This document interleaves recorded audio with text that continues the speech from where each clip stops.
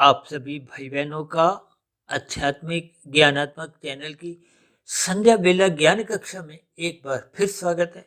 आज की चर्चा का विषय है भीड़ भड़का यानी देखा देखी।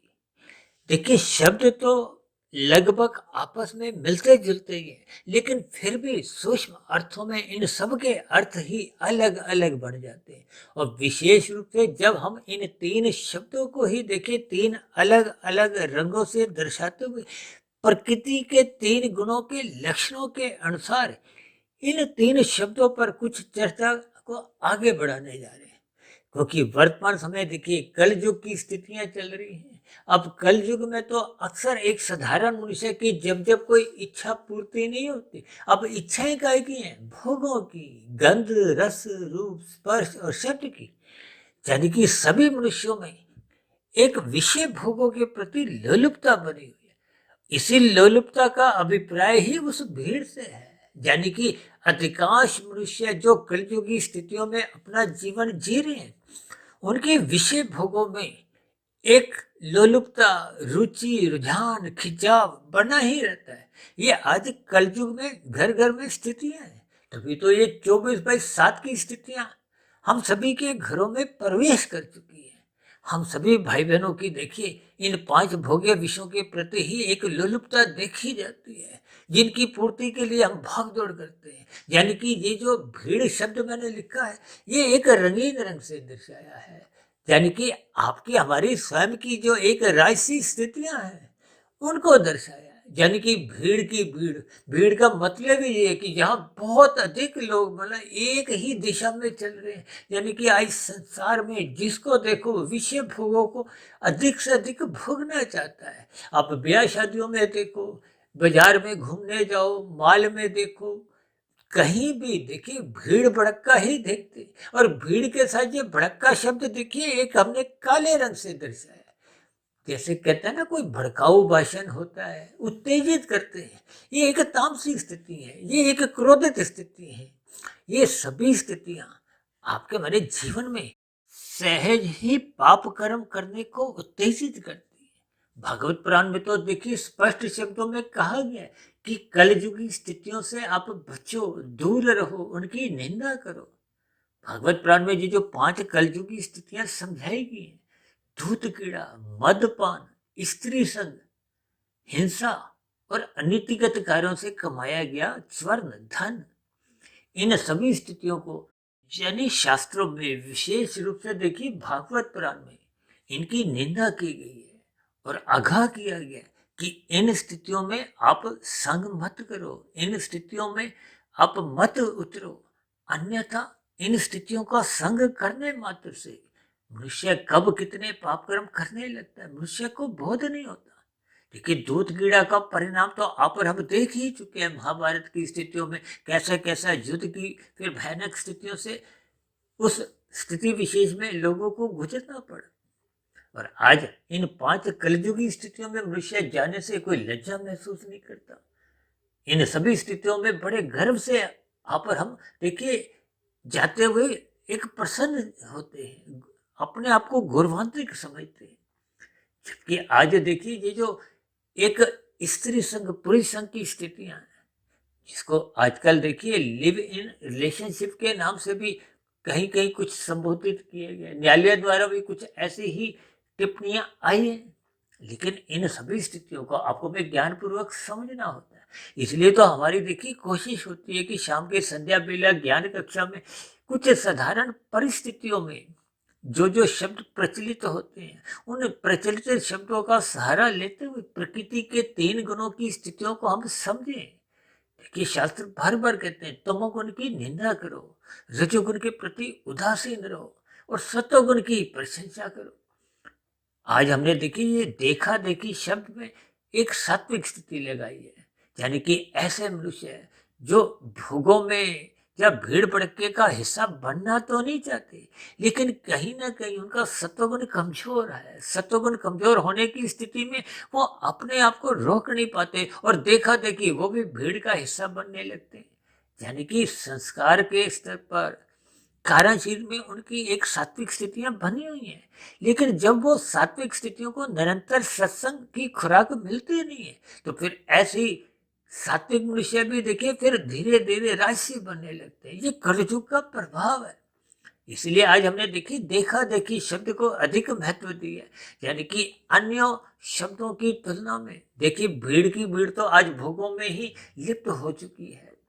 और इन भोगों की जब उपलब्धता आपको हमें मिलती नहीं है तो हम क्रोधित होते हैं। ये भड़का शब्द देखिए उत्तेजित होने की स्थिति से है, रोष की स्थिति से है। अक्सर युवावस्था में तो आप ये दोनों ही स्थितियां देखते हो, जोश भी होता है, रोष भी होता है, लेकिन होश नहीं होता। होश नहीं होने के कारण ही देखिए स्थितियां बिगड़ती जा रही है। अभी कुछ दिन पहले ही हमने देखिए एक मौज मस्ती की स्थितियों पर पार्टी को एक काले रंग से दर्शाते हुए उन स्थितियों पर कुछ चिंतन किया। लेकिन ये सभी स्थितियां जब आपके हमारे जीवन में अमर्यादित होने लगती हैं, इसलिए तो शास्त्रों में बार बार कहा गया है कि विषय भोगों को अमर्यादित मत होने दो। यही उपदेश भगवान श्री कृष्ण जी ने गीता में अर्जुन के रथ के 5 घोड़ों की स्थितियों को 5 विषय भोगों से ही जोड़ा। गंध, रस, रूप, स्पर्श और शब्द। आज मनुष्य के ये विषय भोग ही अमर्यादित होते जा रहे हैं। काम के घंटे तो घटते जा रहे हैं। देखिए स्थूल शरीर के स्तर पर जब हम 7 दिन खाते हैं तो आपको मैं 7 दिन काम करना चाहिए, लेकिन फिर ये कार्य के दिवस तो घटते जा रहे हैं। 6 दिवस हुए, अब तो 5 दिवस है, जबकि भोगों की स्थितियां बिगड़ती जा रही। अब पहले देखिए त्योहारों के अवसर पे ही लोग कुछ मीठा पदार्थ खाते थे, ब्याह शादियों में कहीं मीठे पदार्थ होते थे। आजकल तो देखिए लगभग हर रोज ही मनुष्यों के घरों में ऐसे मीठे पदार्थ उपलब्ध होते हैं। तो ये सभी स्थितियां आपके हमारे स्थूल शरीर के स्तर पर भोग विलास की स्थितियां मजबूत करती हैं, जिसके परिणाम स्वरूप स्थूल शरीर के स्तर पर रोग उत्पन्न होते हैं। और जैसे जैसे आपके हमारी स्थितियों में ये भोग उपलब्ध नहीं होते तो ये क्रोध की स्थितियां, विकारों की स्थितियां, यानी कि काम, क्रोध, लोभ, मोह, अहंकार जैसी ये जो भड़काऊ स्थितियां हैं, यानी कि भीड़ भड़का में जो भड़का शब्द है, ये सहज ही आपके हमारे विकार रूपी स्थितियां को उत्तेजित करती है। इन सभी स्थितियों में यानी कि भीड़ और भड़का ये राशि और तामसी स्थिति है। इसलिए तो शास्त्र कहते हैं कि तमोगुण की निंदा करो, रजोगुण के प्रति उदासीन रहो और सतोगुण की प्रशंसा करो। प्रशंसा का अभिप्राय आपको भी सतोगुण का संग करना।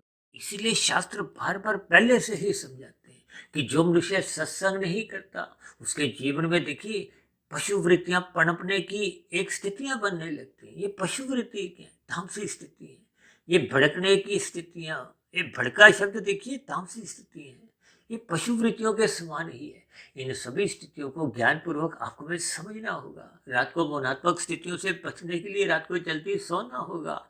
सुबह अपना सत्वगुण बढ़ाने के लिए, योग की स्थितियां मजबूत करने के लिए, ताकि आपके हमारे जीवन में आध्यात्मिक उन्नति के दरवाजे क्रम से खुलते जाए। यानी कि ये जो देखा देखी की स्थिति है, भले ही समाज देखिए राजसी स्थितियों में बह रहा है, तामसी स्थितियों में बह रहा है, लेकिन हम सभी भाई बहनों को इन सभी स्थितियों में देखा देखी बहने से बचना होगा। उस बचने के लिए ही आपको मैं श्रद्धापूर्वक सत्संग करना जीवन में एक अनिवार्य स्थिति है। शास्त्रों का स्वाध्याय करना होगा। ये मन बुद्धि के स्तर पर सात्विक स्थिति, शुभ चिंतन करते रहना होगा। ये सभी स्थितियां दिन में जब राजसी स्थितियां, विषय भोग आपके समक्ष आते हैं तो मनुष्य उन विषय भोगों में फिसलता नहीं है। यानी कि समाज में जो भीड़ की भीड़ राशि बढ़ चुकी है, उस भीड़ का हम और आप हिस्सा बनने से बच जाते हैं। तो ऐसी सभी शुभ स्थितियां हम सभी भाई बहनों के जीवन में भी बनना आरंभ हो, इसके लिए मेरी आप सभी भाई बहनों से विनती है कि हमें सात्विक स्थिति मजबूत करने के लिए ब्रह्म मुहूर्त में उठना होगा, शास्त्रों का स्वाध्याय करना होगा, शास्त्रों के अनुसार ही अपनी दिनचर्या अनुशासित करनी होगी, जीवन को व्यवस्थित करना होगा। ये सभी शुभ स्थितियां जब निरंतर आपके हमारे जीवन में बनना आरंभ हो जाती है तो आपकी हमारी दिनचर्या व्यवस्थित रहती है। फिर मनुष्य रजोगुण में अनावश्यक रूप से संग नहीं करता और सतोगुण का जथा संभव संग करता है, और जहाँ कहीं संभव होता है वो आध्यात्मिक उन्नति करने के अवसर को भी चूकता नहीं है। तो ऐसी सभी शुभ स्थितियां बनाए रखने के लिए मेरी ओर से आप सभी भाई बहनों को बहुत बहुत शुभकामनाएं, ताकि हम ये भीड़ भड़का का हिस्सा बनने से बच जाए, इन बुराइयों से बच जाए और यथासंभव अपने मिले हुए जीवन में आध्यात्मिक उन्नति क्रम से करना आरंभ करते हैं। तो इन्हीं शुभकामनाओं के साथ चर्चा विशेष को यही विश्राम देते हैं। कल सुबह फिर मिलते हैं ब्रह्म मुहूर्त ज्ञान उपदेश कक्षा में। तब तक आप अपने आध्यात्मिक मित्र सुधीर भाटिया फकीर को इजाजत दें। आप सभी भाई बहनों को बहुत बहुत शुभ रात्रि और सुबह ब्रह्म मुहूर्त में उठने के लिए, ताकि हम भीड़ भड़का का हिस्सा ना बने, मेरी ओर से बहुत बहुत शुभकामनाएं। फिर भी चर्चा संबंधित आपके मन में कोई प्रश्न उठ रहा हो, कोई मेरी ही कही गई बातों पर आपको कहीं भी किसी भी प्रकार की कोई आपत्ति हो, मतभेद हो, तो आपके प्रश्नों के साथ साथ आपके सुझावों का, आपकी शिकायतों का नीचे दिए गए कमेंट्स बॉक्स पर सदा ही स्वागत है। और यदि चर्चा विशेष आपको अच्छी लगने लगी हो, आपके जीवन में सकारात्मक परिवर्तन आने लगा हो, परमात्मा में प्रीति जगने लगी हो, तो मेरी आप सभी भाई बहनों से हाथ जोड़ के विनती है कि इन सात्विक वीडियो को आप अधिक से अधिक भाई बहनों में शेयर करते हुए समाज में सत्वगुणी वातावरण बनाने में अपना अपना योगदान दें। अब चर्चा विशेष को यही विश्राम देते हैं। आप सभी भाई बहनों का इस चर्चा विशेष को ध्यानपूर्वक सुनने के लिए बहुत बहुत धन्यवाद।